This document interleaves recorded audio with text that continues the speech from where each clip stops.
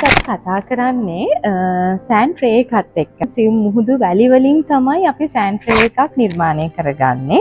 ඉතින් අපි මුහුදට ගිහිල්ලා මුහුදු වැලිත් එක්ක සෙල්ලම් කරනවා ඇති. ඔයගොල්ලන්ගේ දරුවොත් එක්ක නැත්නම් ඔයාලා යාළුවොත් එක්ක ගිහිල්ලා මේක ඇත්තටම කොහොමද කෙනෙක්ගේ මනසට තමන්ගේ ගොඩක් වෙලාවට තමන් හිර වෙච්ච අත්දැකීමක් එයාලගේ ජීවිතය ඇතුලේ කතා කරගන්න බැරි වෙච්ච දෙයක් කියන්න ප්‍රකාශ කරන්න මේ සෑන් ට්‍රේ එකත් එක්ක කොහොමද නිර්මාණය වෙන්නේ කියලා තමයි මම කතා කරන්නේ. මේක ගොඩක් වෙලාවට ප්‍රයෝජනයක් වෙන්නේ දරුවන් සම්බන්ධව, ඒ කියන්නේ දරුවන්ගේ ජීවිතය ඇතුලේ වෙන සමහරක් අමිහිරි අත්දැකීම්, ඒ වගේම ඒ කුඩා අවදියේදී වෙච්ච හිර කරගෙන හිටපු නරක සිදුවීමක් එයාලගේ ජීවිතය ඇතුලේ අමතක කරන්න බැරි වෙච්ච අත්දැකීමක් ඒගොල්ලෝ පහු කාලේ ලොකු වුණත් සමහරක් වෙලාවට ජීවිතය ඇතුලේ ඒගොල්ලන් කිසිම කෙනෙක්ට නොකියලා තියෙන නරක තමන්ගේ හිත රිදවන තමන්ට අමතක කරන්න බැරි අත්දැකීමක් බෙදා ගන්න ගොඩක් වෙලාවට සෑන් ට්‍රේ එක ප්‍රයෝජනවත් වෙනවා.